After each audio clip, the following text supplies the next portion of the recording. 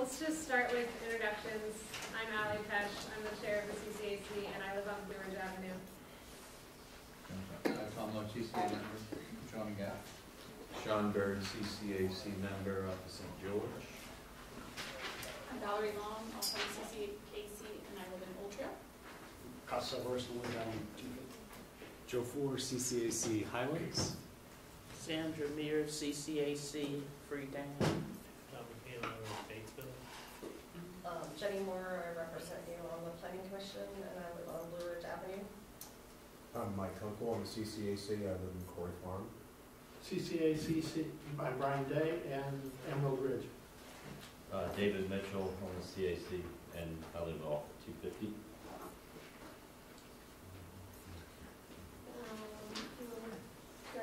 Let's jump in the corner. Andrew Knuppel, neighborhood planner with Albemarle County, North Downtown Charlottesville. My name is Kate Fordyce. I live in Westlake. Todd Johnson, I live in West Hall.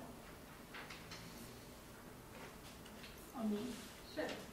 Oh, my name is Catherine. I'm just with the Daily Progress. Doug Lowe, just a local resident. Paul Grady, Machen's River. Everett Wheeler, Chesterfield Landing. Christine Coleman, Corey Farm. Sarah Harris, Old Trail. Dina Adams, Old Trail. Chris Pendleton, Chesterfield Landing. Tim Zawacki, City of Chesterfield Landing. Tess Ortega, and I live in Barton Park. Danielle Marlowe, Chesterfield Landing. Zach Marlowe, Chesterfield Landing. Lauren Thompson, I live in Ivy. Ray Grant to Old Trail. Steve Bates, Whitehall. Katie Doherty, Chesterfield Landing. I'm Mike Marshall with the Crozet Gazette. Lisa Martin, Crozet Gazette. Do you want to say hi? Just came in. Steve Harvey, Fraserville. And we have a sign-in sheet if you get a chance to write your name down. It helps with the minutes. And did everyone have a chance to look at the January minutes? Make a motion? So moved. Approved. Second. All right, everybody in favor of approving the minutes? Okay. So, couple, I just wanted to, before we start with Andrew, mention that it's time, that terms are ending for some of us next month. So, Tom, me, Sean, Sandra, and also John and Mike. We are all eligible to reapply, but we do, as I understand it, have to reapply on the website. So think about that. And then it's also time for re-electing or, electing chair and secretary and vice chair at our next meeting. So the plan, what I discussed with Ann was just if you want to nominate or self-nominate, you could email Ann or you could just speak up, and then we'll vote on that next time. Do we have anyone who can't come back? No. None of us are expired. So there could, if no one wants to leave, there could be no open space. So Mike, did you still want to be secretary, or are we looking for another secretary? We're doing that now? Well, I just thought we could talk about it, right? So we have a few weeks to come up with somebody if necessary. No, I can do that again. Okay. Yes, please. Thank you. Yes. That's great. If you nominate someone to, and send that message to Ann, it's good to make sure that person is willing. Not expired. So maybe chat with that individual before you nominate them. All right, that's the only thing I have mentioned, so we can go right into Andrew's presentation. Well, good evening. If you didn't hear me announce my name earlier, my name is Andrew Knuppel. I'm a neighborhood planner with Albemarle County. Before I jump into this, I will build off what Ali mentioned about reapplying to be on the CCAC. I'll show you how you do that real quick. So this county website, if you go down to board commissions vacancies, you can click there, you can see everywhere that's open in the county. I believe on the left there is an application for boards and commissions. So you hit there, talk about, enter in what organizations, so in this case it would be the Crozet Community Advisory Committee. That's how you would submit your application. This goes to the clerk's office and the board makes appointments in closed session. So if you're interested in applying or reapplying or applying to serve on the CCAC, this is how you would do that. If you have any questions, ask any of us and we'll help you find the right way to do so. So this will be a presentation that'll be a little bit familiar to those of you that joined us last Monday night for the joint CAC meeting at the county office building. So its title on here is the Development Pipeline Dashboards. With 20 minutes, but I guess we'll just fill the time until Rosalyn arrives with her portion of it. I know we've got plenty to talk about. I know we can fill the time if we need to. My tentative plans will spend 5 minutes to talk about where we've been, so what data we've had in the past, kind of where we're coming from with this.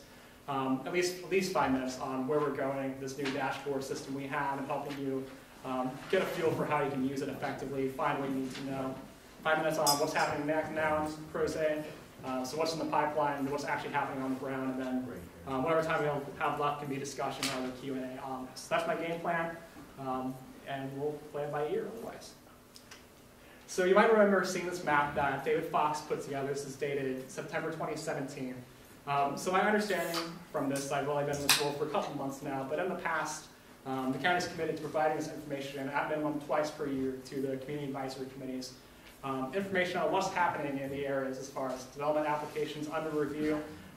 You obviously see the special use permits and rezonings come to you for the community meeting requirement under our ordinance. But after you have a rezoning approved, there's a few other steps in the process until something gets built out, something comes under construction. Something might be a by right application, which means it doesn't have to go before the board. It's just if it meets the letter of the law, we have to approve it. So we provide this information twice a year. I think in the past I've heard it's drawing on a map showing roughly where it is. David Fox, when he was with the county, started to put this into a GIS database, geographic information system, which meant that we could more or less push a button and see where things are happening. We're still trying to get the details worked out for some of the numbers, but we had a rough count on how many units were coming, where it was in the process, what we call our development pipeline, how much was built out for units or developments that were under construction, and how much was left. So since then, we've really tried to continue this work. It started again late summer 2017, so as we start to see applications come in, start to backfill this and the time we do have available, we've tried to really fill out this system. So it's important for us as staff, and we know that we hear a lot from the CCAC and the board commissions and other bodies that knowing what's going to happen in the county is really important, and we recognize that. When we're doing a master plan, we need to know where development is going to happen, what room we have left in the county, which is what we refer to as our residential capacity. So in theory, how many dwelling units, how many houses, apartments, et cetera, could the county support under its current zoning and land use policies with what land has not been developed or what can be redeveloped in there. So obviously knowing what's coming, what's been approved via rezoning helps us inform that capacity number. Capital improvement projects, it's better for us if we know when things are coming so we can plan accordingly, start to make sure that a new road, a sidewalk, school capacity is in the budget being planned for ahead of time. But also we use this information too with school enrollment. We meet with Rosalyn's team actually once a year to help inform their enrollment projections for next year. They basically get a feel from us on, is this going to be coming online in time for the next school year? Do we need to have this capacity in place? And they use this as well for their long-range facility planning, which I think that's the other meeting Rosalyn's at tonight. So it's really important data. We hear from you a lot that we need this data, and I don't disagree, and we're trying to find a better way to provide that. So that being said, where we've been so far is over the past couple months, so I took over from David in June 2018. We've been working to find ways to improve the way we do this process. Basically right now, obviously drawing on a map is about as manual as you can get. It's based off of what's inside your head. There's not a rhyme, not a process to just press a button and put out this data to you. So it's a lot of staff time in the past to get this out. So we're trying to find ways to improve our process and get this data up front as well, because in the past, unless you're reading through every legal ad of an initial site plan or a rezone that comes in that appears in the daily progress, we don't really capture the data otherwise until the back end after the final site plan is approved, and they can start to break ground. So we think that we've changed our process a little bit, we can get better data. We've added information on what types of units are being proposed, some other commercial indicators, so what kind of square footage of new office, new industrial uses, how many hotel rooms, because that's been a hot topic recently in other parts of the county, as far as what's under construction. But also just, again, improving the data quality, being able to put forward a product that we feel as staff represents what's happening in the county, and it's structured in a way that you guys can understand it, because our process is a little complicated. This is actually kind of somewhat how it looks. We've tried to distill it down to this, and I'll jump back to this in a second. But so doing this has kind of enabled us to set up what we're calling our development dashboards, which we unveiled last Monday night at the joint CAC meeting, something we're pretty excited about. And so I'll jump into this in a second, but basically it's an online tool that we hope will allow you to see more accurately what's happening in your area as far as a rezoning, a site plan subdivision that's under construction, and just how much and to some extent when. It's basically follow the rough outline of our development review process, so everything from going before the Board of Supervisors, being an approved rezoning, but after a rezoning is approved or something, it has to go all the way through our site design review, because the site review committee has a subdivision plat or a site plan, so there's quite a few steps before it actually starts to break ground. As it starts to be built out, you start to see the dirt moving and trucks in your area. So this is pretty much a simplification of what this process looks like, but we think that organizing it like this helps us get a better feel for what's been approved, what's under review, and kind of when will it happen. So it's hosted on the county website. We're using Microsoft Power BI, which is something that's included with the county's technology packages at www.albemarle.org/development dashboards. I'll put the link up at the end, so you don't need to write that down right now, don't worry. So a few tips with the website. You can also find on the left-hand side of the community development website as development dashboards and maps. That's a new addition. So we have a couple other supporting information here before we dive into the dashboard. We have a user's guide and that same development process diagram. So the user's guide has some information about just what are you looking at, how do I do some basic things with it, how do I navigate it, what are the limitations of data and what's next. And then again, these diagrams help you decipher what does it mean when a project's under site design review, where is it in the process, and how long until it actually starts to get built out. Because there's a lot of jargon between what we call an SP, an SDP, an SUB application, and it blurs together, so we're hoping this helps a little bit better communicate that. We also have the maps available. I put one in the back corner. Fire marshal's probably not going to be a fan of me for that, but if you're on the way out, take a look at that. But the maps are also available online, so you can just look at this 11 by 17 map of everything happening in Crozet as of January 24th. If you're also a data junkie, you like playing with spreadsheets or statistical analysis, we have some of the information down here as well in a spreadsheet format if you're really into that. But I'll jump into the dashboards because I think that's more what you guys are probably here for, what you're excited about. I will say that if we've tested on a few different browsers. Internet Explorer, even though this is a Microsoft product, is a little weird about it. So if you have Chrome or Firefox, we'd probably recommend that.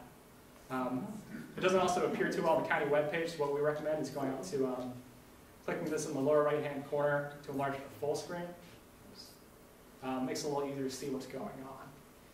So, as I mentioned, it's roughly broken up to the development review process. So this is the front page of the dashboards, has a diagram, and some information on the entire county, what's under legislative review will be is proposed or will go before the Board of Supervisors at some point. Different rezonings or special use permits, site plans or subdivision plans that are under review, things that have been approved but are not being built out yet, and then what's under construction. I will note that you can click on any of these kind of buttons right here, the little bookmarks, and it'll take you to that page directly, or you can click up here to go to the first tab. Alternatively, you can use the bottom one. You can click on this and see the different dashboards, jump to a different status, or use the arrows.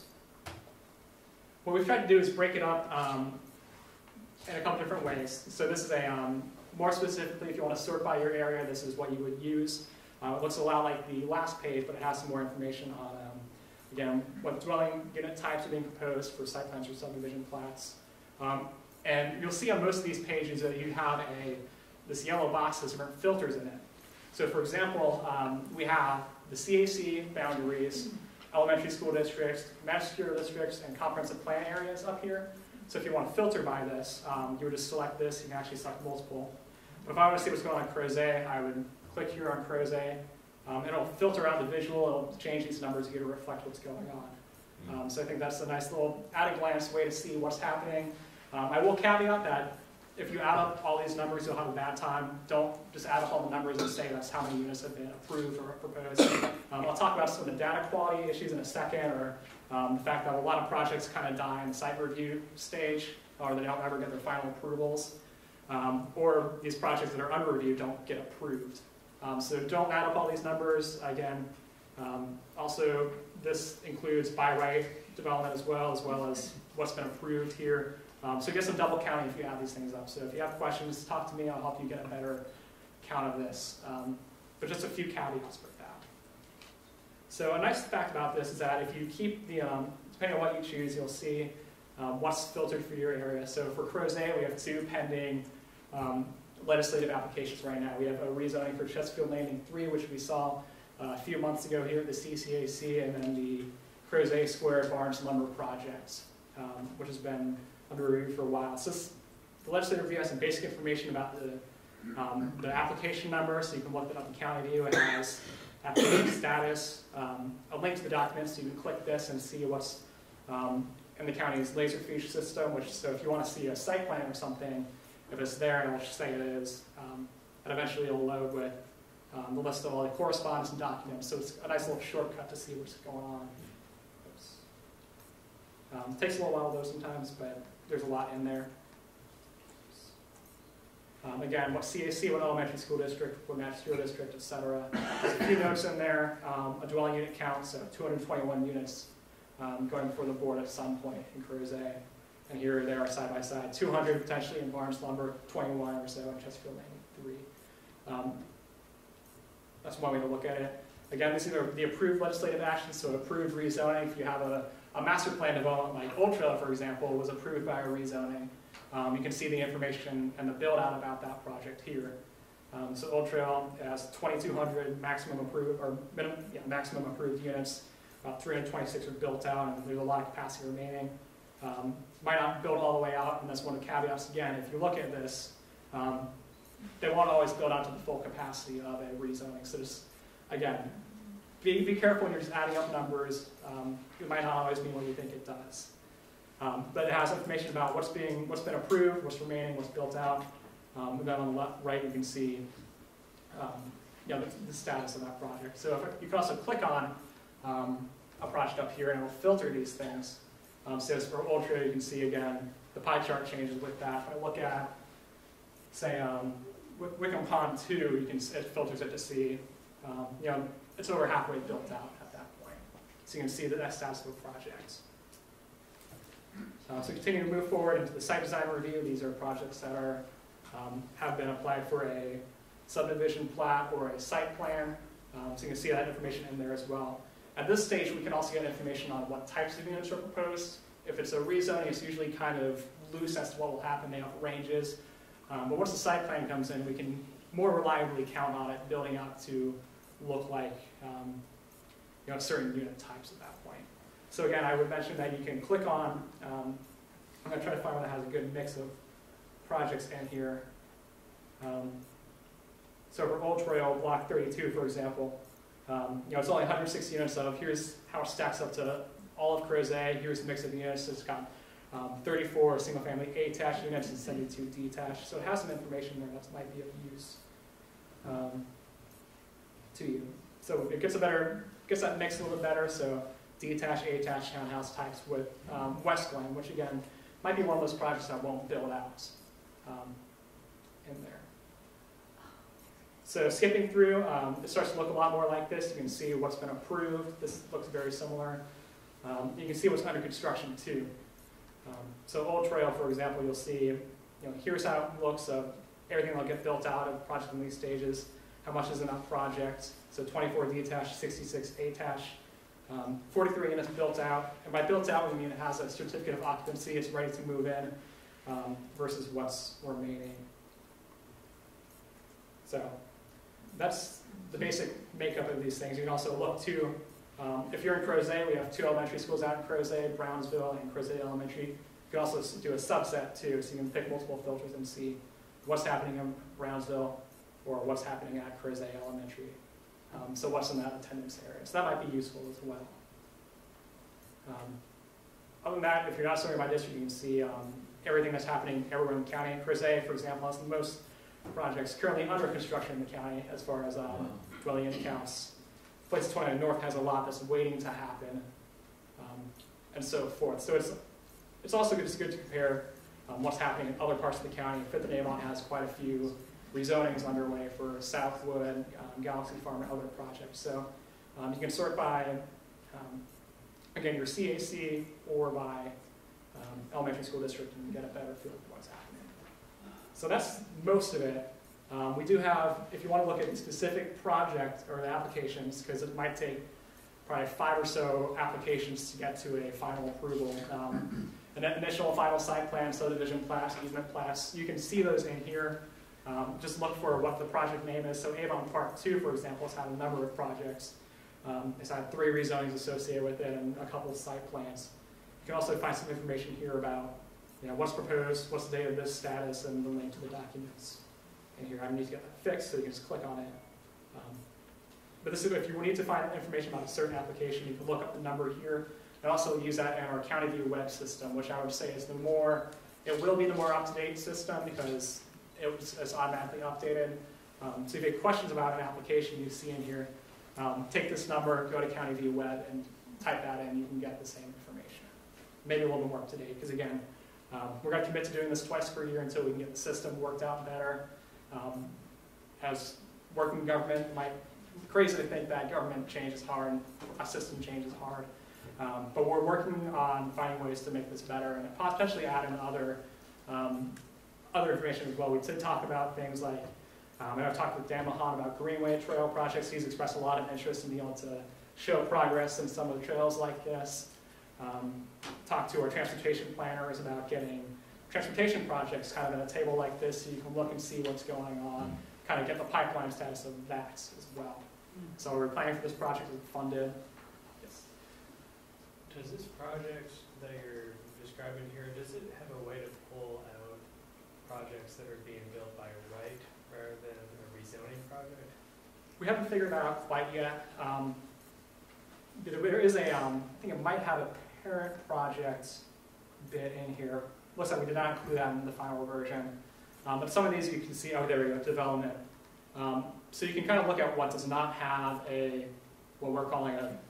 what we call a parent project, so a parent zoning map amendment that led to the site plan. So if any estates, for example, a by right project, you don't see this.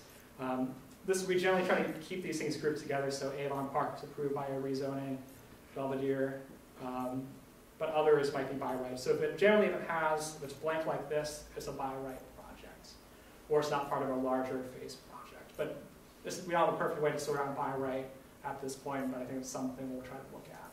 Those have been the things that have snuck up on us out here, are the things that go through by right. So it'd be nice to have a way to track those rather than just the rezoning ones.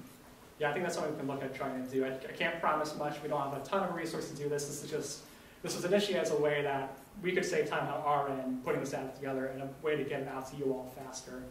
So we don't have any dedicated resources for this project, but I think that we're certainly going to try to work on streamlining the process, and we're also hoping to maybe look at doing this as well for the Planning Commission's annual report moving forward, or our capacity analysis, finding a way to publish that information in this kind of format as well. We also have some information too on employment generating uses, so that's where you see the commercial industrial square feet. I need to fix this. Hotel rooms are incorrect here. But there aren't a whole lot out in Crozet right now. And then also that, again, the final page is that development review process diagram. So if you have questions, you can look at that or pull it up elsewhere. So that's a real quick crash course on development dashboard system.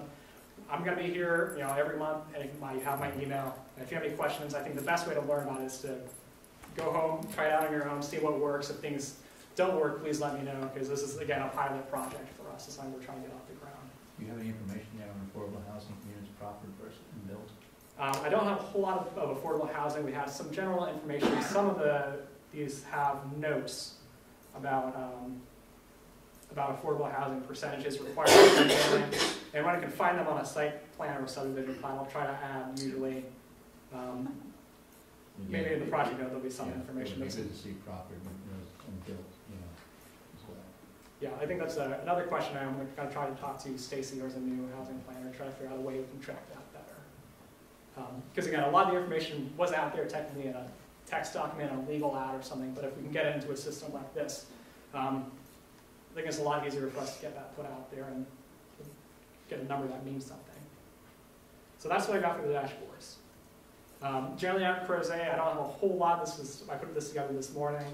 But it's talking about what's happening in Crozet. This is an Eastern Crozet.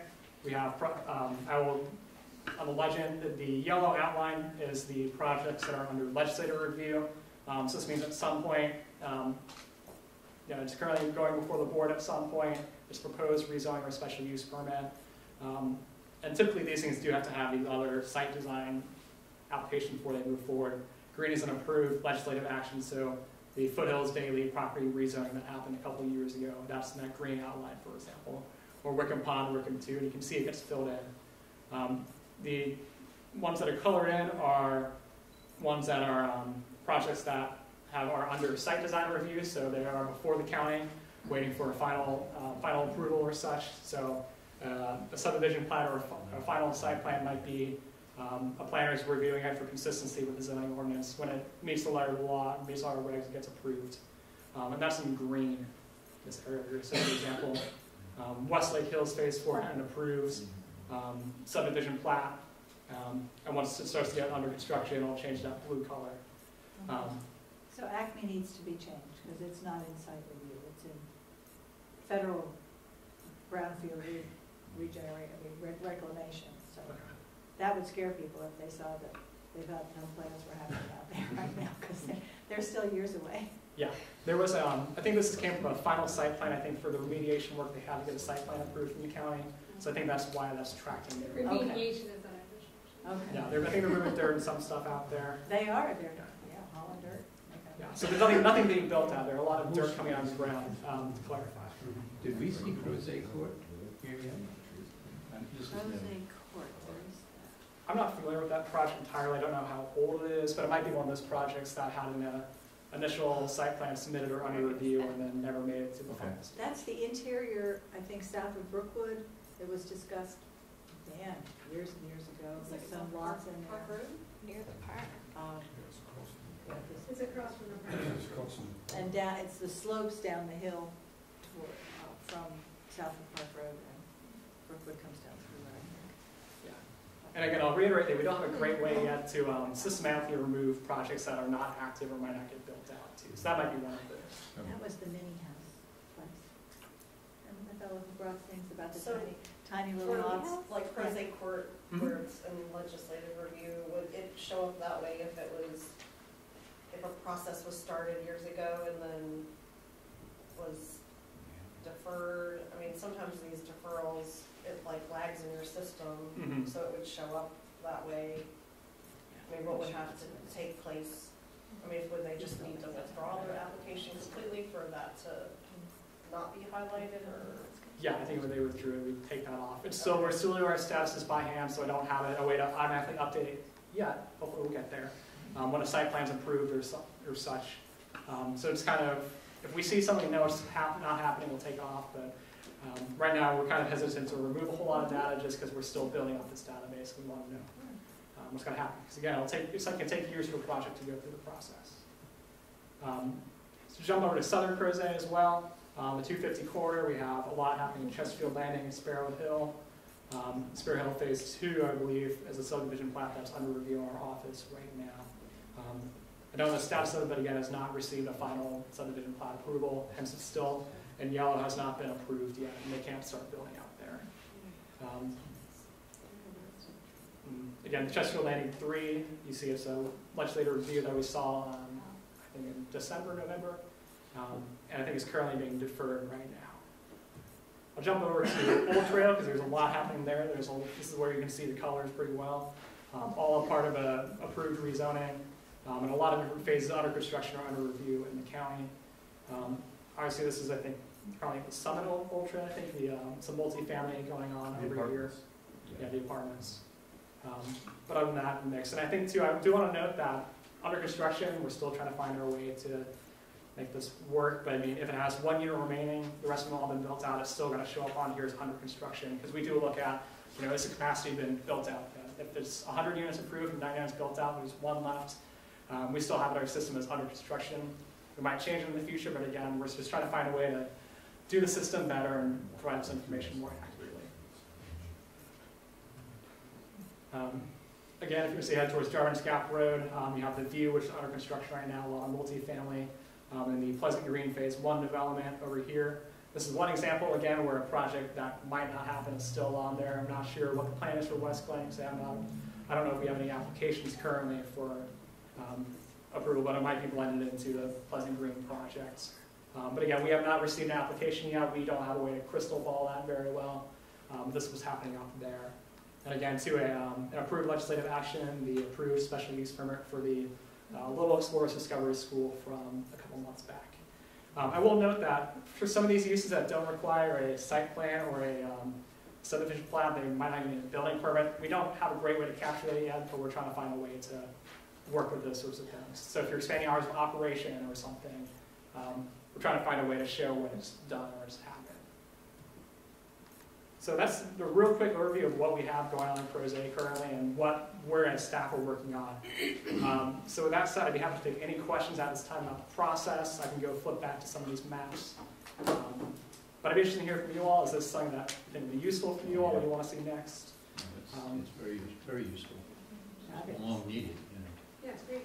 It's a wonderful start. Thank you. especially now we have a master plan review coming up.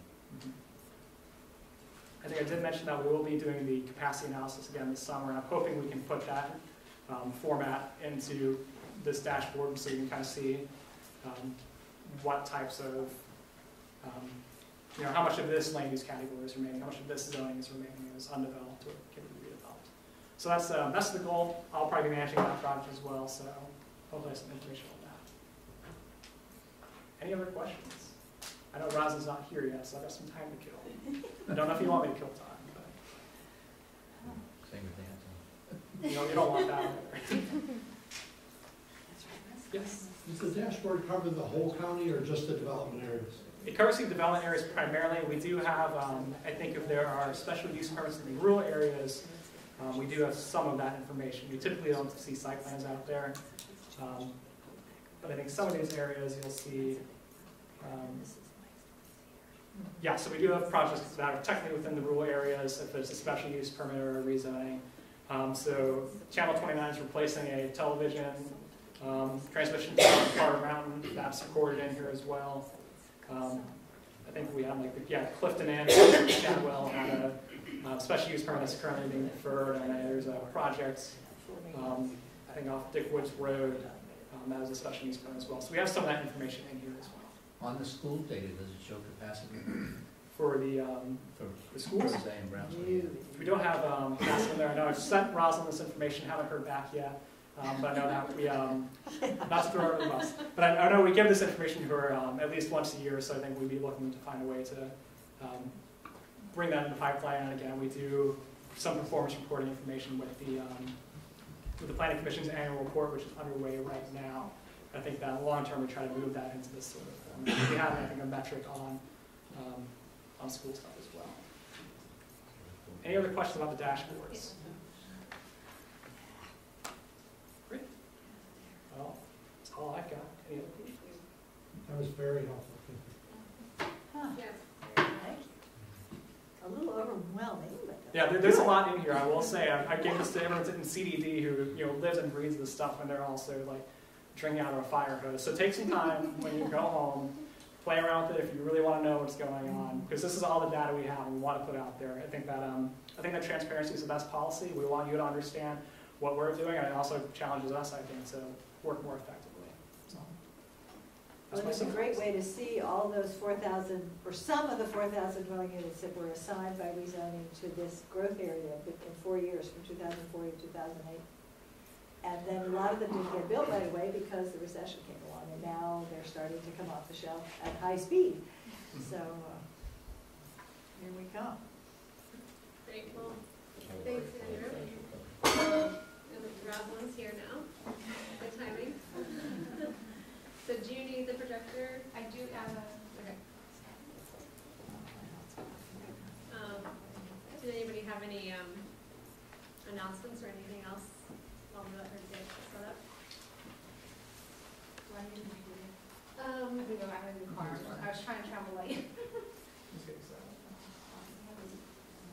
Yeah, I would have to check one out. Okay. While she's setting it up, is it my understanding that the Crozet master plan review will come up this year? Is that the That's word? what report, when we did the work plan the other day, my tantrum was cut short because he said, as soon as Pantops is done, we're here. So they're looking at late summer. That's my understanding. So we keep jumping up and down. Because it would seem if it is, it would be good that we start holding meetings and start reviewing the current plan of things, start with things we need to change before we get, into the meat of it. At least that way we can all have, knowledge of what's going on, where we come from. Would you want to have that as an agenda item? Yeah, I think, if that's what's gonna happen, I think we should, start to look at the old master plan, break it down, into sections, and then review section by section. Go over it and see things that, where we think there's, things that need to be changed, things that are problematic, and things that can remain the same. Are you ready? Great. My name is Rosalyn Schmitt. I'm the Chief Operating Officer with Albemarle County Public Schools. This is my second meeting of the evening, so I apologize if I'm a little scatterbrained, but it's been a long day. I help facilitate on the school side the Long Range Planning Advisory Committee, so they just actually met and we're talking about the same things. So I was asked to come tonight to speak about the enrollment and capacity in our Western feeder pattern schools. I have just about 12 slides, but here just to answer questions or participate in any conversations. I thought it would be kind of two sides of the equation, the enrollment side and the capacity side. And so on the enrollment, we'll talk a little bit about history and what data we have on kind of trends, and then how we do projections and what we're projecting. And then we'll talk about the building capacity side, and then kind of what's next and what we have planned. So history on enrollment in the Western feeder pattern. This is a 5-year look at it. At the top is Western Albemarle. In the last 5 years, we've added over 100 students, followed by Henley, adding 74 students. Brownsville, our biggest elementary in the division, also out here in the west, 107 students. At the bottom are 3 smaller elementary schools in this feeder pattern: Meriwether Lewis, out in Ivy, Crozet, and Murray. Those have all experienced, Meriwether actually declined, and then Crozet and Murray was pretty stable. Any questions or surprises on? Well, we heard a lot about the Brownsville 2 weeks ago, or last month, so Okay. the 104 children who appeared. There you go. We've been starting to track a lot of this enrollment data by neighborhood blocks using our transportation data, so I thought it'd be helpful to see Brownsville and Crozet. So this is Brownsville. It's a 10-year snapshot. It doesn't line up exactly because it doesn't have this current school year. So not surprising, Old Trail, over the last 10 years, we've seen an increase of almost 200 students coming from that area. Next, this is from greatest to least, Western Ridge and the Wickham Pond block. Gray Rock and Wayland's Grant and Bargain are a little misleading. Those were redistricted to Brownsville back in 2010. So if you look at an 8-year snapshot, those are relatively stable populations, and then go down. So these are more rural parts of that boundary. Could you go back one slide? So in a lot of these cases, it's about 10% growth over a 4-year period. Yeah, it's 5, yeah. How does that compare with other parts of the county? I don't have to have a head, but I can produce it. Let's just get it tired. But safe to say that it's probably quite a bit higher than a lot of parts of the county? I don't know that. I mean, But 60% of all the building permits during the entire recession were out here, for the whole county. So that is one, there have got to be people, children who come with those houses that would be. but we've also, Greer has seen enormous growth with no building permits. So I could easily produce it by, so I don't know. To put it in context. Yeah. I think it would be an interesting comparison.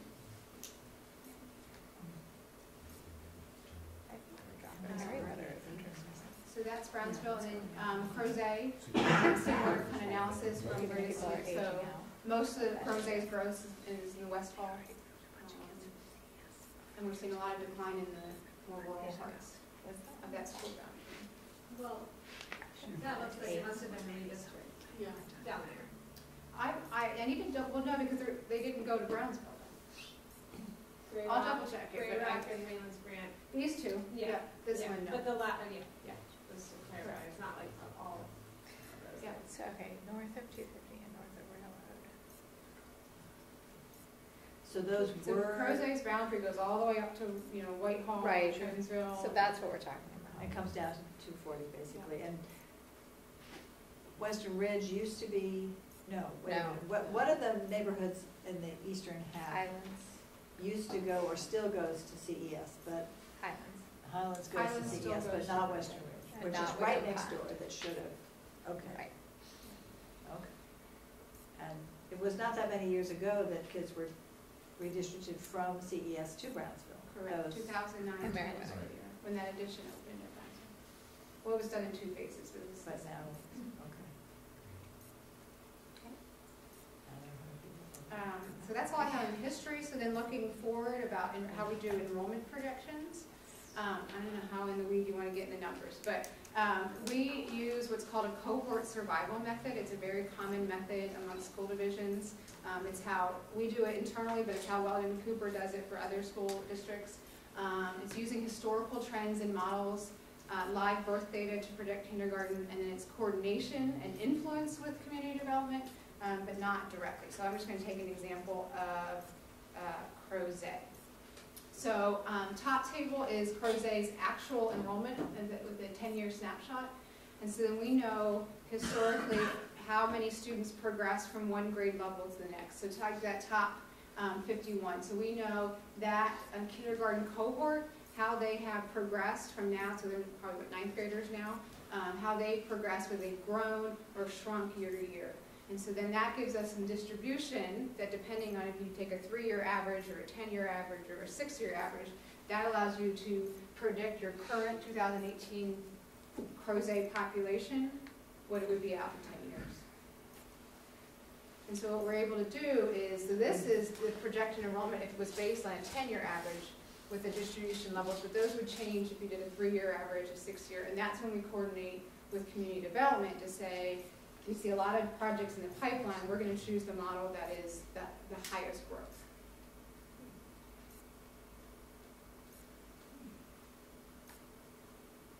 So how is that, I mean, if you're choosing sort of an aggressive development model, how aggressive is that? I mean, considering what Ann just said about the number of building permits that have been issued up here, like how realistic to what's being built are we talking in the projections? So we'll take the Brownsville example, for instance. So the model we selected would be the 3-year average. So it's assuming the rate of growth in the last 3 years is the same rate of growth for the next. So that's the predictive.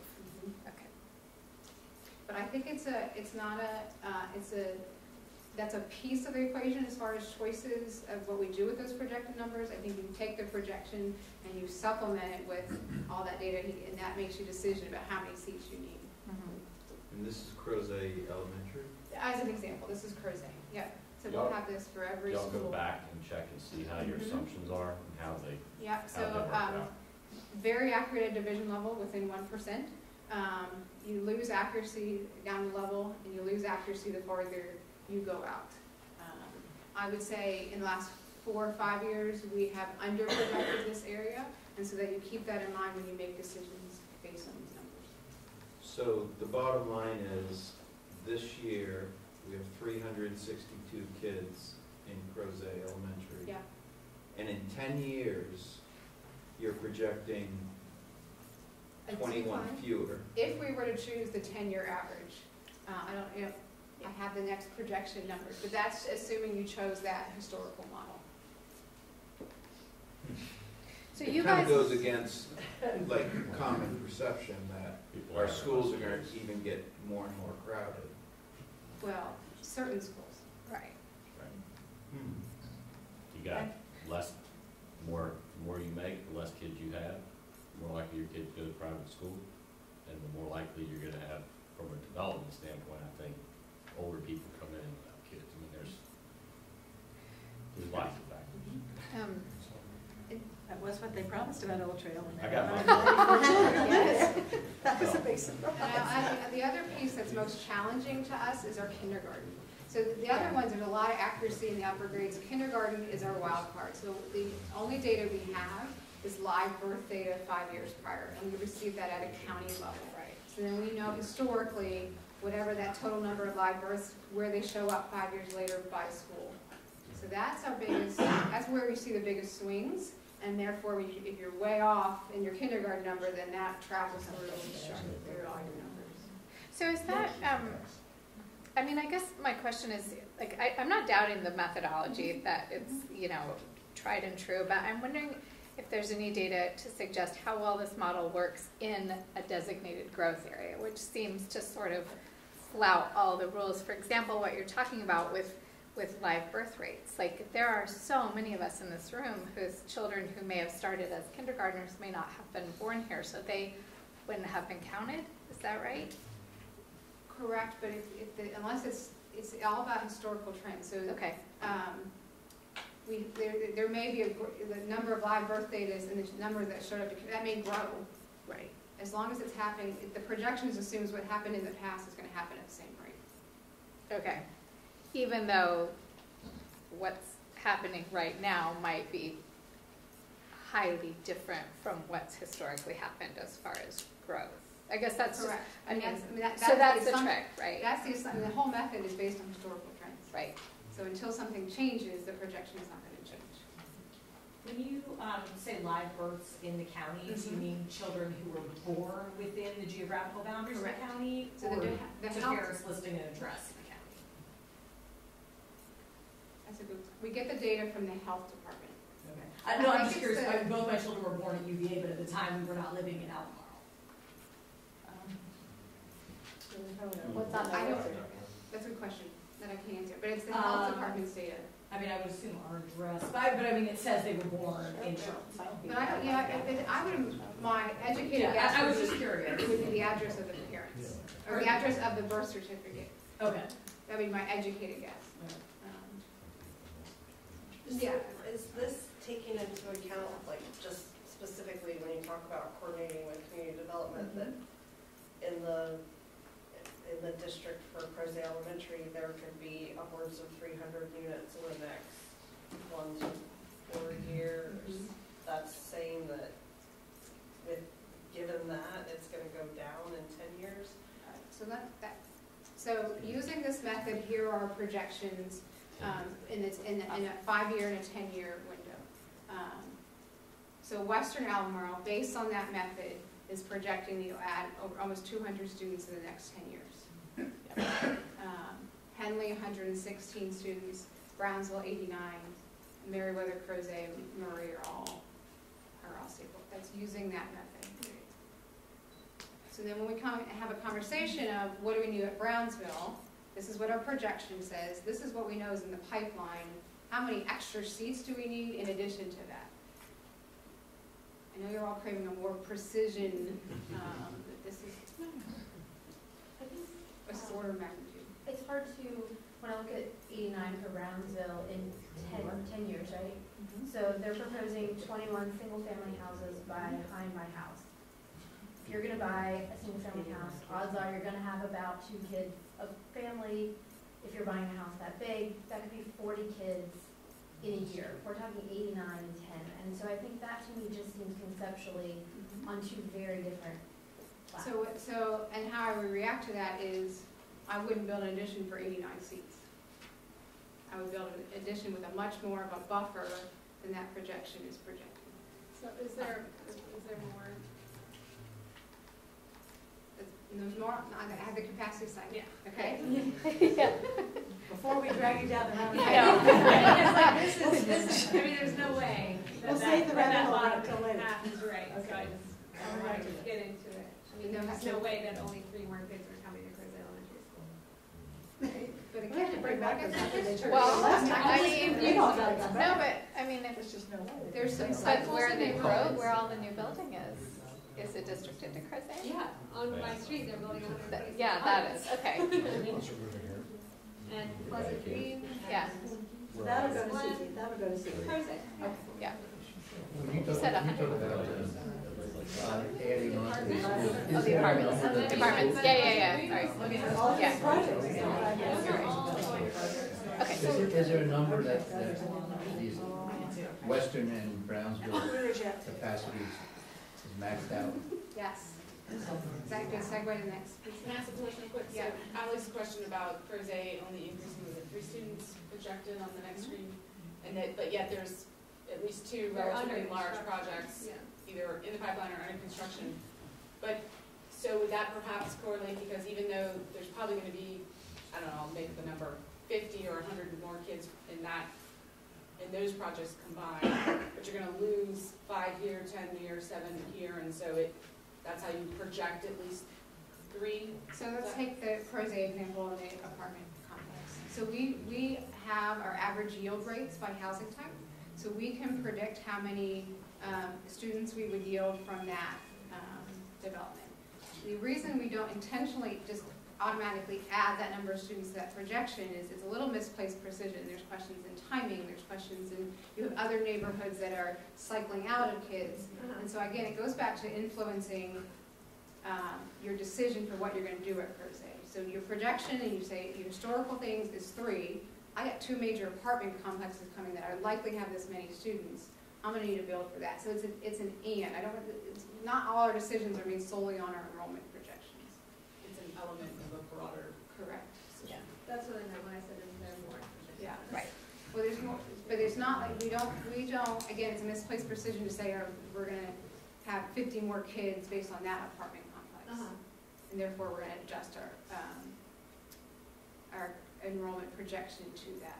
I think it's missing a lot more. I just feel like variables. when I was studying enrollment projections for the last handful of years in Crozet, I mean, they've been under projected every year.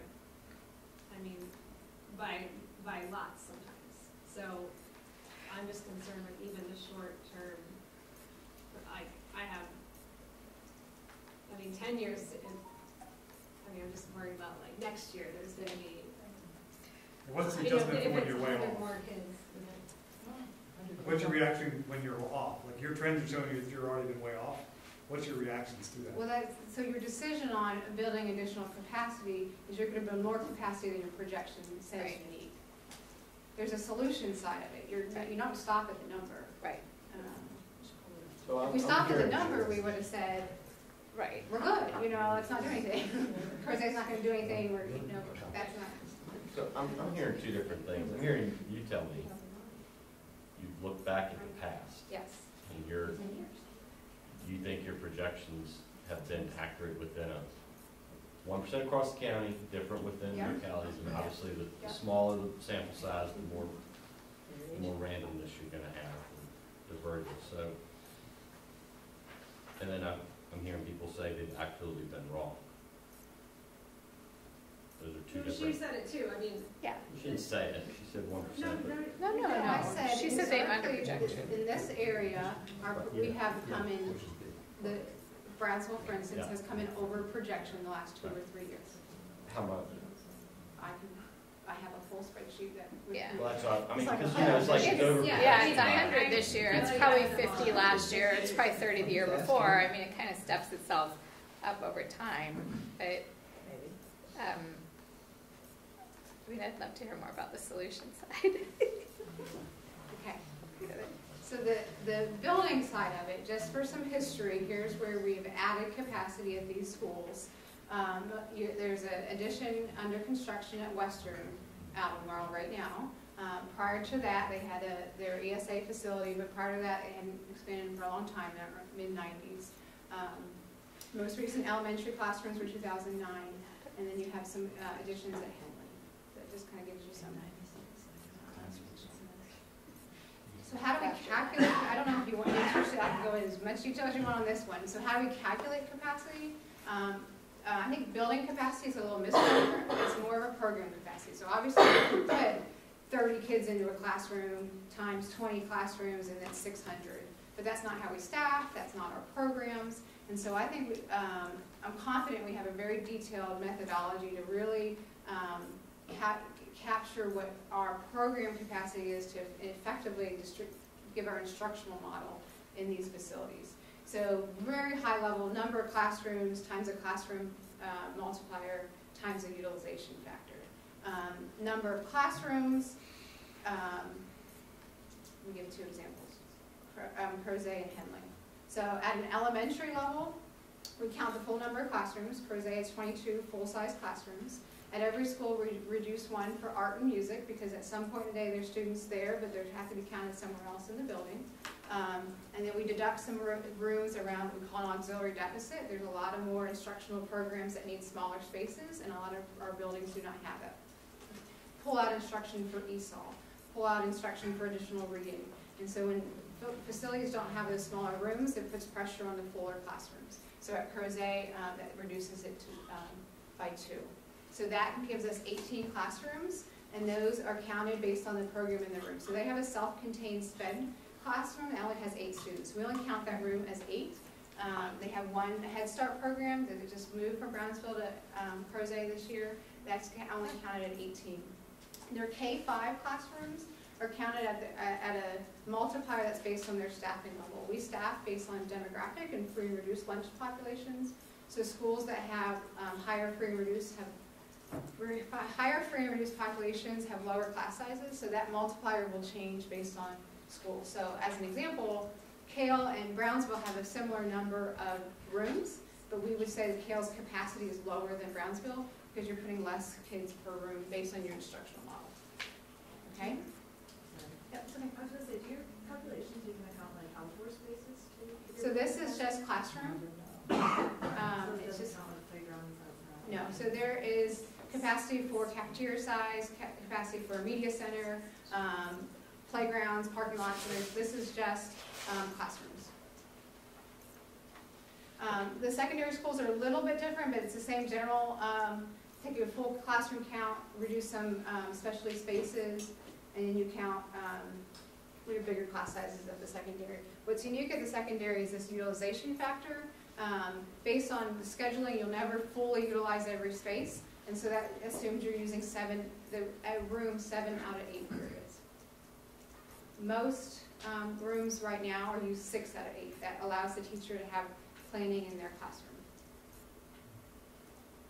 Do you expect within that next 10-year period that both Brownsville, Crozet, and Western will reach a capacity number that is the largest that, is good for education? In other words, they don't become supersized? I mean, it seems to me the logic would say that A, Crozet has still got a lot of growth to go. B, that the 3 schools were built to serve the growth area. And I would assume that, my worry is that the schools just get too big to manage, and you get into situations like you had in Columbine, Colorado, where you had these huge schools and these kids would just fell through the cracks. So so school size is a real community conversation.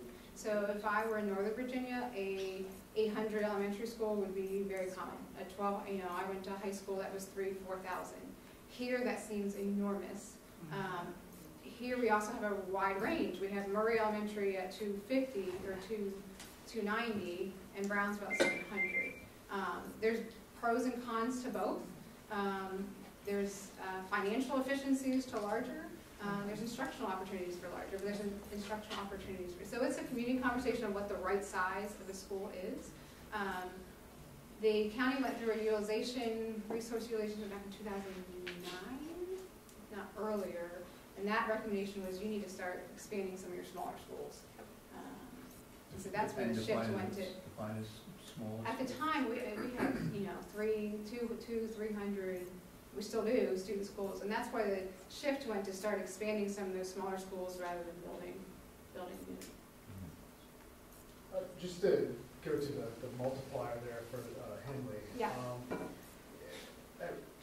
It seems from what I've seen that the instructional program there's a very wide range of class sizes. Yeah. So that might be a multiplier. You might have 30 in the science class, but you might have 15 in the math class. So that's based on the regular staffing size, and so you're going to have classes that are greater, but that's the average. And is it so then on the building administrator then to adjust the instructional program if capacity gets tighter to account for that, or just classes just keep getting bigger and bigger? Staffing is always based on the number of students, not available space. So just because they're overcrowded doesn't mean necessarily that class sizes grow. You typically feel the crunch in more of your smaller programs, or that's when you start adding trailers. But they're staffed based on enrollment, not classrooms. And like teachers not being able to use the thing. Correct. Does your utilization factor go up or down with the size of the school, In our calculations, it's the same. regardless of if it's a? It's used 7 out of 8 periods. Yeah. And then going up or down, I guess, some of your multipliers might change. If you have a larger school, you might have to have smaller class sizes or not. I mean, No. it's kind of a, so I'm getting, you understand what I'm asking? The classroom multiplier for, and we're calling academic classrooms or K-5, is based on a staffing number, and the only thing that staffing number is changes from school to school is their free and reduced lunch population. So the demographics. The demographics. Will adjust that 23 somewhere. Correct. And do you take that number all the way through high school, that demographic, that looking at the free lunch? Okay. Sometime between 2010 and 2014, just for remembering who was on the board, there was a big presentation and pretty much a new way to do all this. That didn't just take the total square foot, the 60,000 square feet and divide by 3 square feet per child or whatever it was in the old days. And you had actual respect for the specials rooms, art and music and stuff, and they couldn't be counted as classrooms. Now, I've been told that's not being used anymore, but in fact, absolutely is. That's my that work, is what you're really doing. Okay. That's right. I can confidently say we are ahead of the game on this side of it, as far as matching our instructional model with their capacity. Most school divisions are just 25 per room. Art and music typically are captured. So yeah, we're definitely. I might say something obvious, but maybe nobody's catching it, or doesn't want to say it out loud. The better your demographics and the more involved your parents are and all that other stuff, the more capacity your school can hold for a number of classrooms. Yeah. Okay. So are you saying, are you implying that possibly it's it's accelerating the growth of the school beyond what the capacity might say, the more high-income homes are being built in an area? That's absolutely true. That's what that might be true. One part I didn't agree with was the more involved parents. Yeah, pull that one out. Yeah. Well, let's just talk. The economics. Right. Let's talk free and reduced, right? Correct. Like the These more at-risk homes at a certain price will point benefit from a smaller class size. Right. So you have to have a bigger school for the same number of students. Or conversely, you could have a larger school, a smaller school for the same number of students. If you live in Crozet. So, I didn't understand the last part, but. well, Western has a very small free and reduced lunch population. Western has less diversity and than my kids that go to private school versus my 2 kids that go to public school. It has a very small I think that's the case in the feeder pattern at large. With the exception of Crozet. With the exception of Crozet. which happens to have the highest free and reduced population in the feeder pattern. In the So feeder it's pattern. in the feeder pattern, yeah. It's social economic diversity, not necessarily. Right. racial diversity. Well, I think it's important, these numbers. I mean, I like how, like, Ann, you thought that they didn't include somebody told you, or it was scuttlebutt, that they didn't include taking out the art and music and music. No, I was very reassured, that's why I asked, and I'm Yeah. sure that that was for real, because Yeah, I fought really hard 4 or 6 years ago to get that better model approach, even though it said you were gonna need more space. You know, that was what the conclusion was, and people said, oh, we want to do that. But, having been a special teacher for 20 years, I know you gotta have a room to do that. You can't just do it in the hall. It's just not gonna happen. So, what could go wrong? computer in the hall, that's great. Science is So when you compare the enrollment number to the capacity number, here are the deficits that we are projecting. Again, going back to that earlier conversation, this is a starting point, and then you have conversations with what's else is in the pipeline. Okay? So Brownsville, and obviously anything the number is red, overcrowded. So there's our 10-year projection on Brownsville and Crozet, followed by Meriwether, Murray, Henley, and Western. And do you know how these compare with other parts of the county? Yes, I do. Okay. That one I got. So for Brownsville, so for next year, you're saying it could be 77 over capacity. So what is capacity considered for Brownsville? 764. So there are 872 students. Yeah. Projected for next No, they're here right now. Right now. Right now. Well, yeah. Today. That's, we're already Eight, 60 kids we're- over capacity right now. That's Yeah, what's freaking me so out the here. numbers are Yeah, we're not. off a little because of where we are today, which I think was driven by some extraneous factors. Lots Like, of moving. we're over 800 at Brownsville today, Correct. right? Correct. Enrollment projections are all based on September 30th data. Right. That's what the data we submit to the state, get funding for, this and that. There is mobility in the school year. We do know that Brownsville's enrollment right now is greater than what it was September 30th. Right. Common on a lot of schools. Yeah. Okay. To give context, here's what it looks like at other schools. So this is ambitious to put on one slide, but here's the 25 schools. Okay, it's batched by elementary, middle, and high school. Okay, working left to right, that first column of numbers is their building capacity. The next 10 columns are over 10 years, where we are projecting deficit of seats. Okay, working top down, Baker Butler, up off profit, is in a deficit of seats.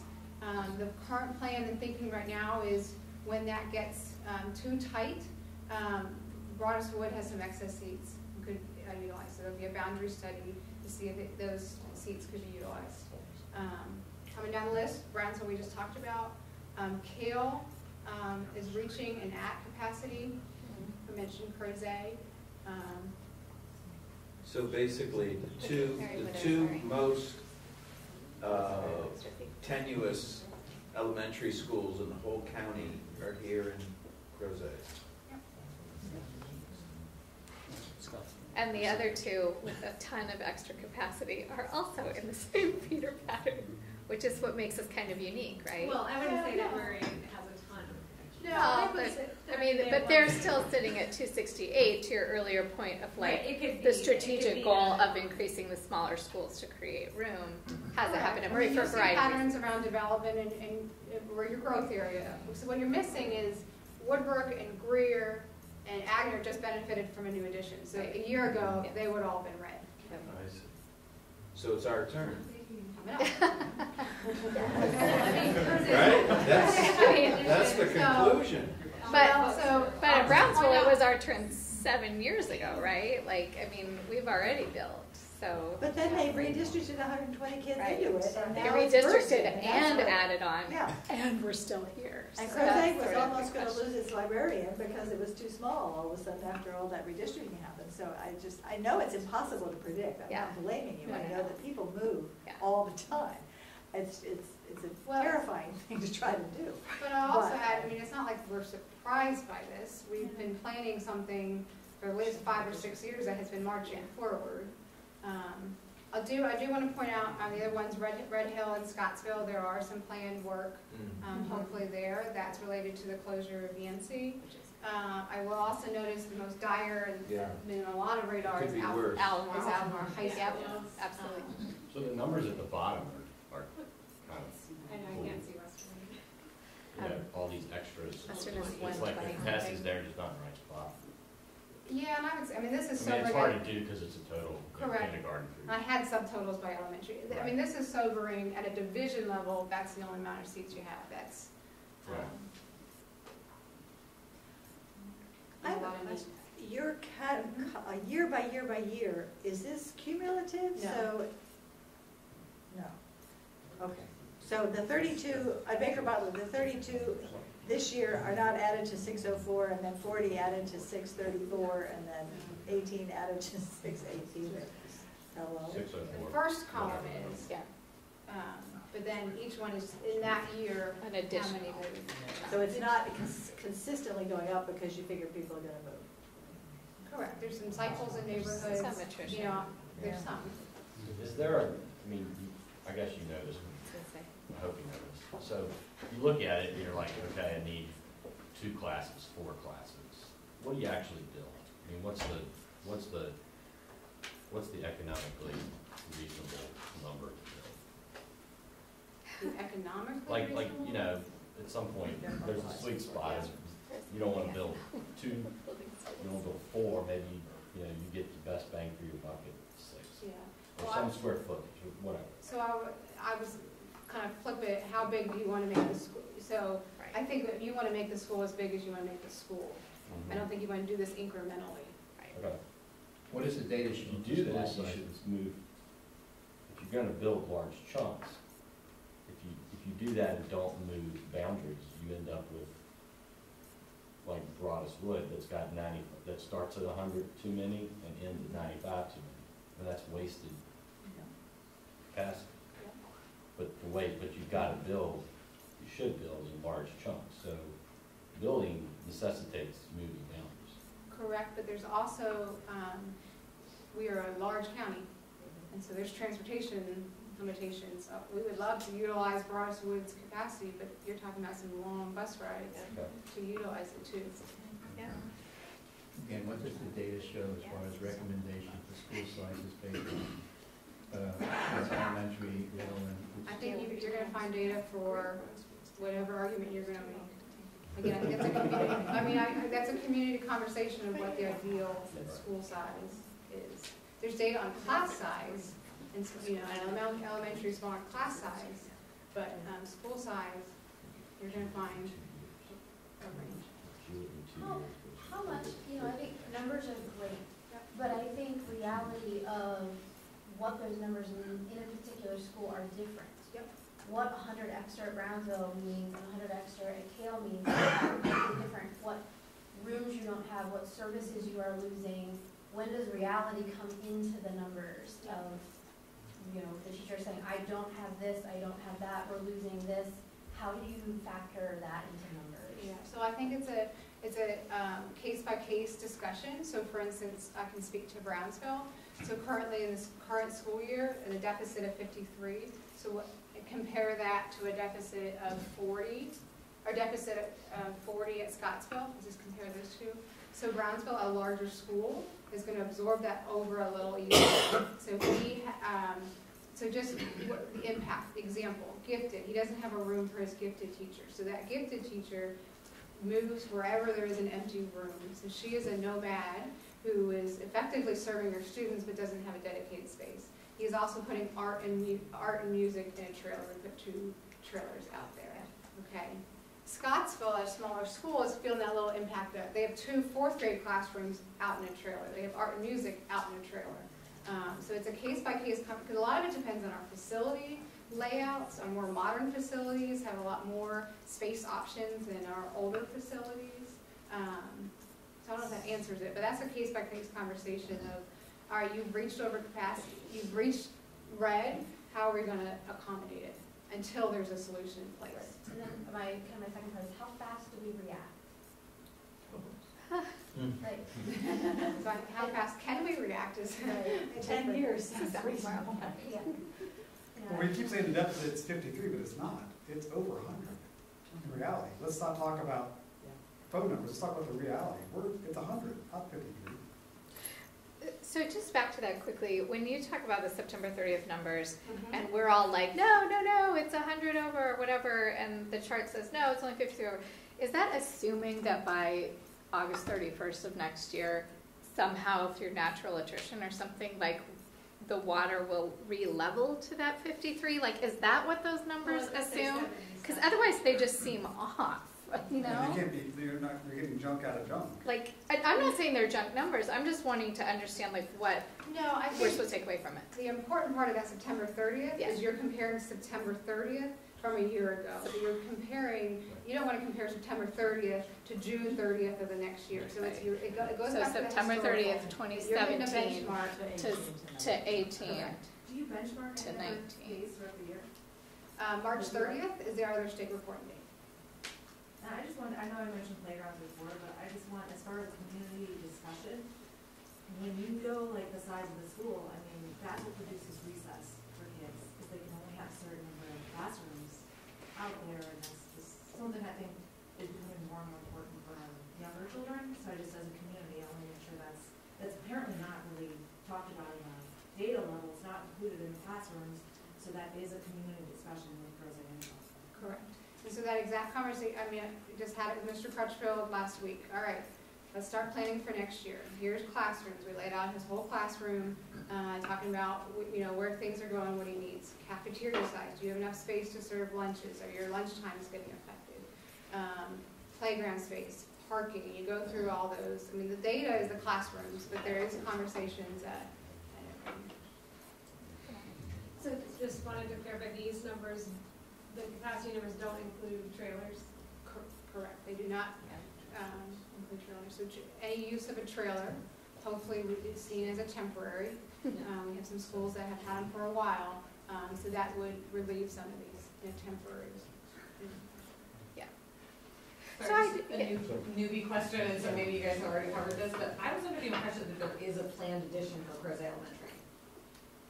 Is that a mistaken impression? Yes. Good job. Is that your segue? Hey, you're my what's next? Just do it. So this numbers, I'll start with high school and go elementary, okay?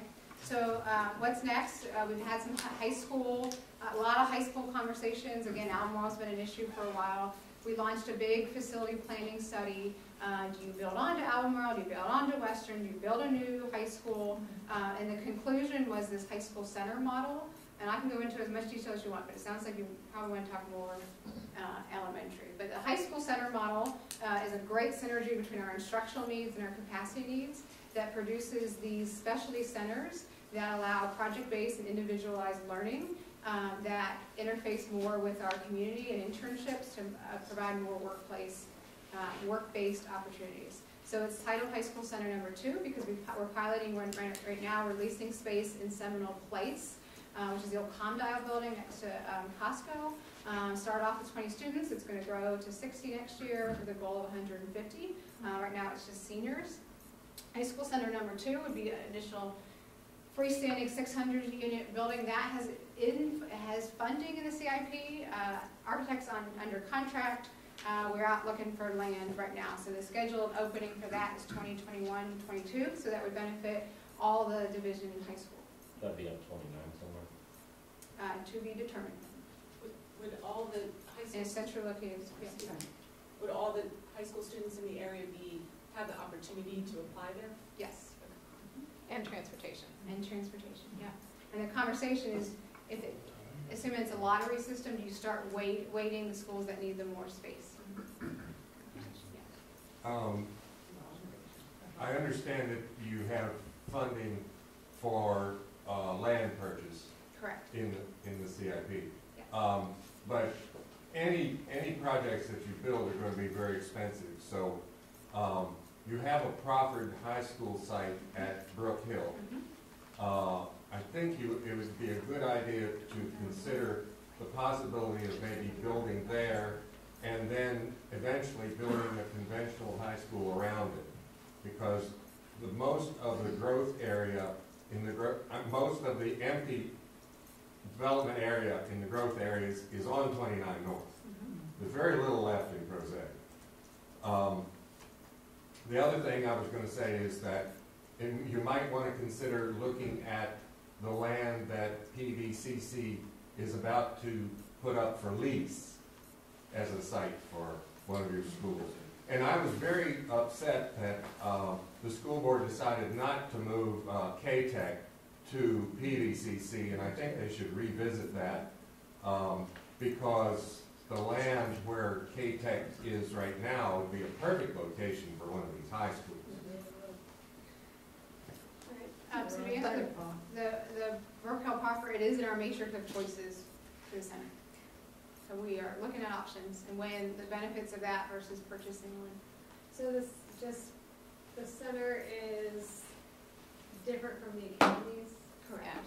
And it's like, but you still apply and you go there, like, so our vision. where do you play sports if you go to a center? Correct. So you, as a center, you would attend there on an every other day basis. So if I'm a Western student, I would still remain at Western every other day, and I would return there in the afternoon, so I can participate in extracurriculars and athletics at my base high school.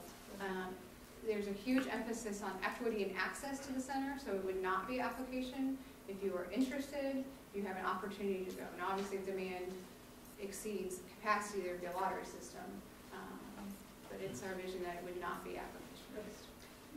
And so just by contrast to the high school center model, to build on the question that was just asked, in the event of building a new facility high school, wouldn't that necessitate a pretty radical redistricting process? So that was one, so if you didn't do the center model, what would you do? So you'd have a couple options. You could expand both Albemarle and Western, or you could build a comprehensive high school. So a comprehensive high school would likely be on that Brook Hill proffered site, over $100 million. Pretty dramatic boundary changes. You pretty much take half of Albemarle, put it there, big chunk of Western, move it to Albemarle. So there would be some pretty disruptive boundary changes. And really, when we look at our deficit, you'd be overbuilding what you need. And the center model allows a little more agility and flexibility to react more to the capacity. The Brook Hill proper is on the intersection of 29 and Polo Grounds. It's part of that development. And the school site is on the western side of 29. There's an elementary site on the east side. Right. And the high school. Correct. The high school site is not in the Brook Hill development. And one more point about that is it's a very challenging site, but the benefit of it is going back to the demographic differences in our county. That is kind of a sweet spot that the farther north you go, the more likely you're going to create a less diverse school. So that's a good sweet spot. Okay. All right, so that's high schools, elementary. There's been a lot of conversation around a Crozet addition. The purpose of a Crozet addition is Brownsville's large. You don't want to make it any larger. A lot of people say, why not build a new school? This is my personal opinion. I think it's an and. Crozet in a development area at only 330 students and 50 over. If you were to build a new school, you would make that school even smaller to solve that overcrowding and then build a new school. So I think the logic of the Crozet addition is to build that up to a larger, more efficient operation in a growth area without the overhead of a new school right away. Okay, so Crozet addition has been included. I mentioned this is where it was earlier this evening, our long-range planning advisory committee. So that's been a part of their recommendation in the school board request. I went as far back as 2012. It's been marching up as the CIP. It will require boundary changes. Hopefully that's self-explanatory, but it's important to start planting that seed with this community. The size is currently being studied. The previous was 8 classrooms. It's too small, we know that. So that study is being updated and will be finalized by June of what is that appropriate size, both in the ability of the site to absorb it and the need. It's not currently and never has been funded in the Board of Supervisors 5-year CIP, so that will be a point of conversation this year. If funded, Best case scenario is it would be funded next fiscal year and could open by the 2021-22 school year. That's a if it's funded, and if the school board has to weigh their priorities around the high school center's in it, but Scottsville and Red Hill would be the competing priority. I guess my question would be for Ann, what do we need to do to get that funded? As community members, I mean, should we show up to the CIP meetings I think and everybody raise a ruckus? doing your homework on the budget when the proposals come out, and also with the school board has to establish their priorities first, and that's, whenever we try to stick our nose in, we get smacked. So I really challenge them to make some good priorities again. I mean, last year, we had lots of good discussion, but they were very clear priorities. And So that that's was a good sort of the point. first time in 10 years we've had some real, we've got When I to say do it's this. not, when it's not currently funded in the CIP is the high school center at 35 million, and there's 11 million that's to be determined, and the school board has to prioritize. So that's not enough for the addition, but it would be enough to get it started on the design. Do you guys have an idea of, I mean, 8 classrooms to me seems, it's obviously not enough. Do you have an idea of what like an optimal size would look like? So I think like if money were no object if we were going to get this done. In that 600 to 700. Okay. So another But we're Brownsville-ish. studying, I mean, so that's a tough building to add on to.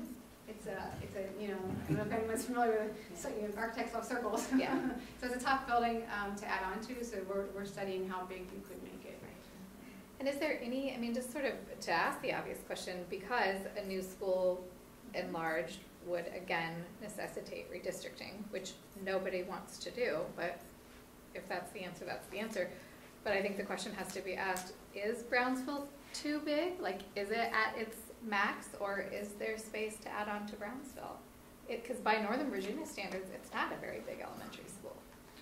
So, I mean, I realize we're not Northern Virginia, but I'm just saying if we're talking about, like, if the conversation 10 years from now or 5 years from now is going to be, yes, we have this addition at Crozet Elementary, but nobody wants to move their kids out of the Brownsville district to go there, then what? Maybe changing them. So, I mean, so let's play out, right, if you play that out, let's say you expand Brownsville, I think you have some challenging equity amongst the other schools, especially when they go to, there's already a difference when they go to middle school. Right. I mean, Brownsville dominates the other schools, social, you know, so I think that has to be, I don't have the answer, but that has to be part of the conversation is, there's an equity when you make a huge school and you have all these little schools from PTOs to, that's not to say. But I mean, but I guess my question is there room to add on in Brownsville? I want to make sure. Is there space?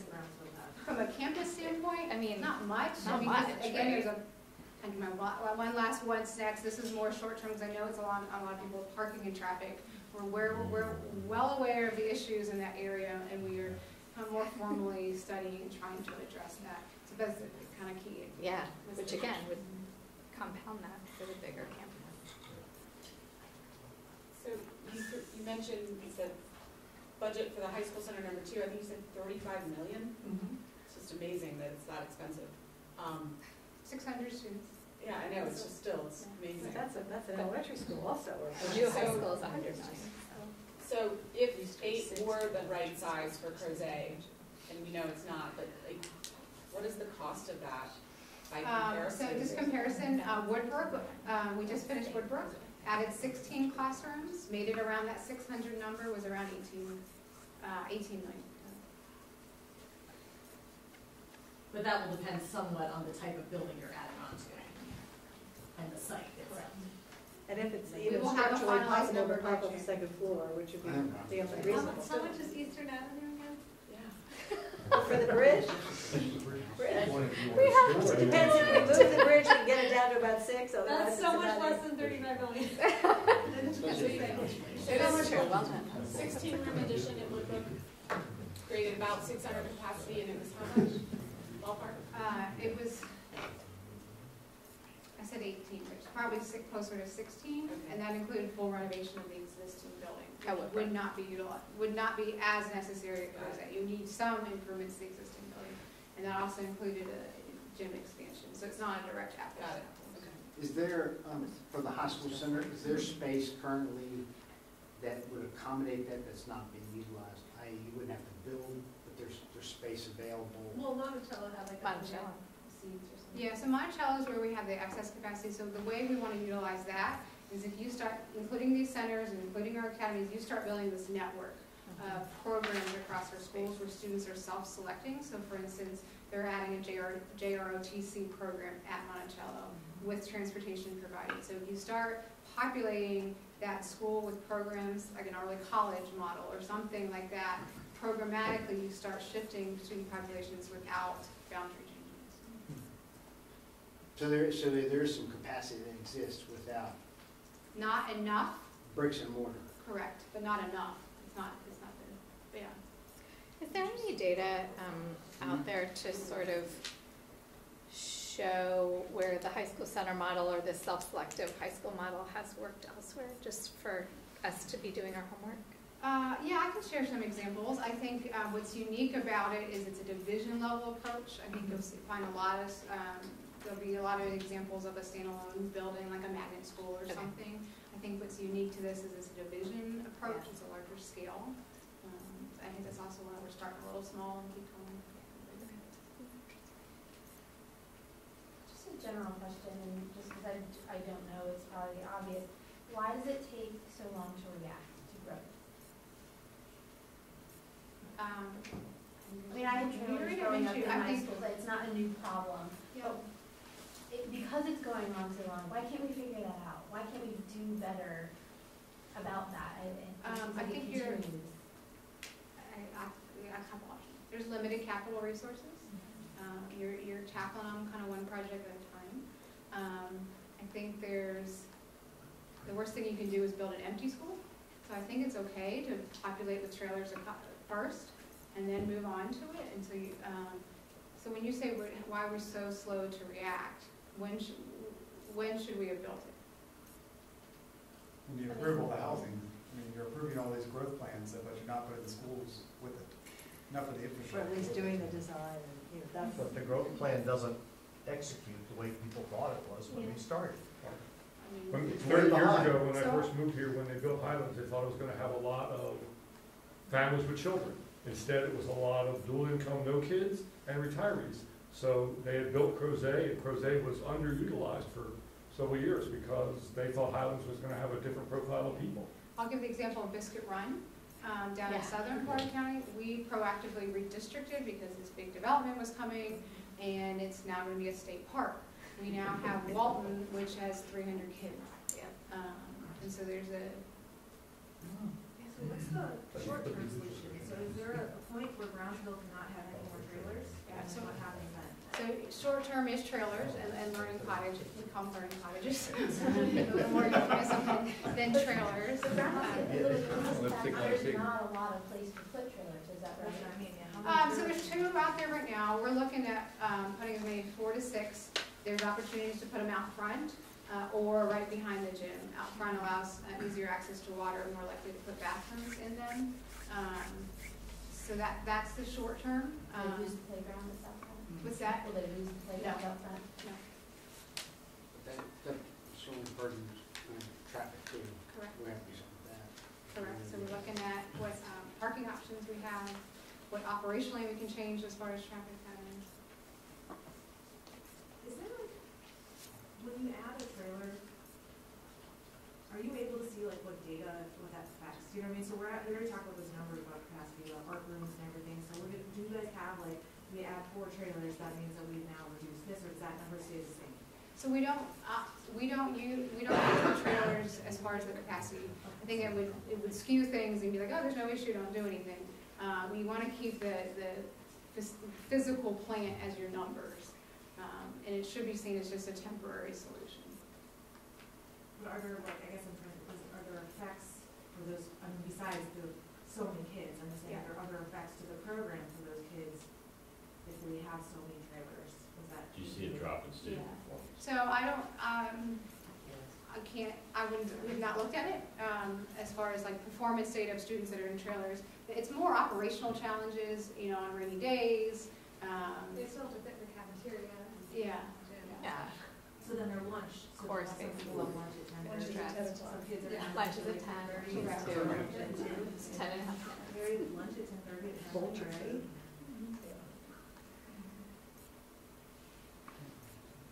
But I think, that would you know- impact the child learning. I mean, if they have to, I'm hungry, you know, I don't know, I guess, I'm trying to understand the real impact. I know that we can't build ahead of time, like you said, but at the same time, what are we saying when we're gonna do 6 trailers? For, you know, assuming that the funding gets approved for the Crozet Elementary I think renovation. one thing that, you know, I think we have to keep in mind is, and that nobody wants trailers, right? It happens and nobody wants them, but the reason we're getting them is because we are at a district level tied to a commitment to lower class sizes, below which we are required to have from a state perspective. So part of the reason we're having to go to trailers is because we have a priority from a district level to have smaller classrooms, which is proven to be at the core of student performance. So I think before we get too overly worried about like student performance because they're having to go in and out to trailers, like the reason we have them is because we have a commitment to the thing we know impacts student performance, which is lower class sizes. And so, and you know, and ratios and things like that. So before we get too kind of nuts about what's going on, I think that's kind of at the heart of it. I mean, I don't want a bunch of trailers, to be clear, but I'm not like as concerned about the trailer per se, I'm concerned about everything that goes after that. yeah. Like the lunch, like the recess, like all of a sudden we're gonna be here a couple of years from now, and our kids are gonna have a 10-minute recess as a 5-year-old. You know what I mean? I mean, that's an extreme case. I'm just saying, and then they're gonna have a 10:30 lunch. And then they're gonna have, you know, I kind of wanna understand a little bit more of what that means, and I don't know the solution, and I agree, we don't want an empty school. I'm trying to get like, what we're really saying when we say we're gonna put 6 trailers at Brownsville. Yeah, I mean, I think any teacher would be like, well, We only figure it out. Can I say, I worked a lot as a substitute teaching at Western, I mean, all the Albemarle schools. I moved around, I'm a retired engineer, and I'm telling you, some of the trailers are closer in proximity to the cafeteria and the school than some of the distant part of the class schools. I don't think that affect. I really don't, my personal. The only thing it affects is coming in and out the rain, race, basically. It's more like the lunches, the recess time, that type of stuff that's constrained by the school building, kind of like, you know, it's not that they're in the trailer. Right. If your 6-year-old But is they're angry still at 2 Exactly. p.m. because they ate at 10. Yeah, and then they have only had 10 minutes To be outside. fair, my because their year, next they class were had 10 minutes in, and now they're hungry when they get home because they. The trailer don't affect it at all. I do have one question about the trailers in an elementary school. I mean, I grew up with trailers in a high school, but I think in an elementary school setting, it's a very different experience. So when you guys are looking at trailers for elementary schools, how do you view safety with those? I volunteer in the art trailer in Brownsville. If I'm not there, a child can't go to the bathroom.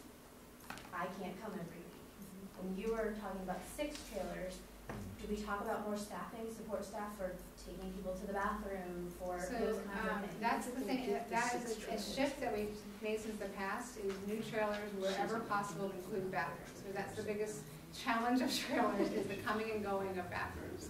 And so that's a priority where where it's economically feasible and there's a water line, that there's a bathroom. Yeah, I mean, I think just in an elementary school, that is something we need to demand as parents from a safety perspective, that we know we're gonna have to have them, but I think as a community and as parents, we need to demand that, because that, you know, to send a 5-year-old off and be like, here's the pass, make your way back, and like, you know, it's not a lot, we don't have a plan The plans for the trailers that will go to Brownsville include that. Will the 2 that are there get the bathroom? Likely not. And that's why it's not a grade level classroom. Which is worse, because you're in a part of 25-year-olds in paint and no water. But some schools would eliminate art altogether. So, you know, I mean, I think we do have to keep that in mind, that we are creating solutions ad hoc, and yes, it's imperfect, but I think the kids are not at a meta level losing much. I mean, county performance is still pretty high. And there's trust in our administration, their staff, because they're the ones that are going to feel it more than the students. I mean, they are adaptable and creative, and I give the example of the gifted teacher. Those students probably don't even notice it. That stress is at a staff level. They'll do everything they can to not impact the students. So people are crammed in office spaces and stuff like that. Maybe I should have started, I'm a Brownsville parent. I mean, I hear the stress. I can walk to my house. So trust that I have the parent hat on too in all these conversations too. What are the ratios for special teachers, counselors, librarians, things like that? I mean, I was the computer and science for 188 kids, and it was a full-time job. Yeah. So I understand it's like 500 to 1 or something for these art and music teachers and things like that. So there are bands, and so 0 to 200 is a certain. It goes up. Art and music. Gifted is the only one that's capped at 1. And then what else? Guidance. That it's all based on 0 to 200, 200 to 400, and then. Okay. All right. I just have, so this is all new to me because I have 2 twins that will be going into kindergarten at Brownsville, so I don't know a lot of the details, which is why I came. So I guess my question is, they were telling me, so one, I heard that the class size is like 23, 24, depending, which that is really great, and that the trailers are mainly utilized for art and music, so kids aren't literally sitting in a trailer all day. But is that the foreseeable future with adding these extra trailers? Like, is there potential that that will become a classroom that a child sits in all day? And if so, how do you figure out what age group goes into that? Like, ideally, do you put the older kids in there because that's more sort of adjustable to them rather than the coming in kindergartners? Like, how will that work if they do become full-time classrooms? So in the future, yes, if additional capacity is not built, they would have to be they just run out of room. They will be full-size classrooms. It would be older students. It would probably likely start with 5th grade. And those trailers will have bathrooms. Okay. Thanks. So another new parent question real quick, but so if we're at Crozet Elementary, chances of us getting redistricted away are pretty small? I make no future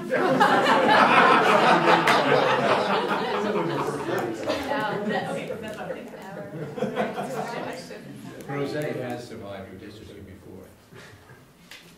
Oh, one last question. Really what brought my husband and I to these meetings now regularly is the proposed development behind the property behind us. And so we've kind of become more involved in all of this. And so for us, one of our biggest concerns about that rezoning is the impact that it's going to have on the schools. And so I know the process for the Solomon Street zoning is very foreign and lots of words. But when we were here for that first time, it says, part of this process is the schools weigh in onto this approval.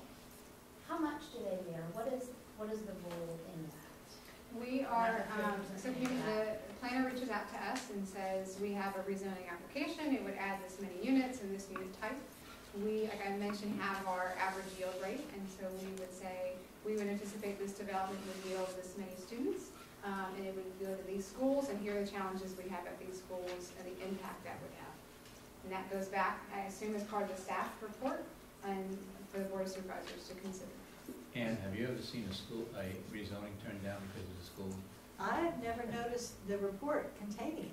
No, thank you. So that may be, no, because maybe the ones that we have looked at have not been, well, we haven't seen any, because this one isn't even there yet, but I mean, in the last, since the legislation, we haven't seen. So Adelaide, we provided data on Adelaide. Yeah. Brook Hill, we provided on Brook Hill, and that was part of the conversation why there was a proffered site. I remember hearing about it for Brook Hill, but it was something, yes, we can solve it because we have this space. But for Adelaide, I don't remember any negative information about the impact on Brownsville. And 93 units would have added another 100 kids probably, even then. I don't know. 50 to 100 right at the street, but anyway, we'll see what the 35 houses do for us. Does your average yield rate vary based on different locations in the county? For example, if they add a new section at Glenmore, does it vary from a new section in Chesterfield and Ambridge? So I find Albemarle County facts, Hollymead and Brownsville have the higher yield rates for single family than other counties. So yes, it depends. You'll see difference in yield rates by apartment communities, by school district, so yeah. All right, thank you so much for coming. Thank you, Rosa, that was really helpful. Terrifying, but helpful. All right, next time, Joel from VDOT is coming, and we'll probably try to do the recycling that we had to postpone. So if you guys have specific questions for Joel, you can email them to me so that I can prepare a little bit. Like a plan, goes right in. Yeah, so. Okay.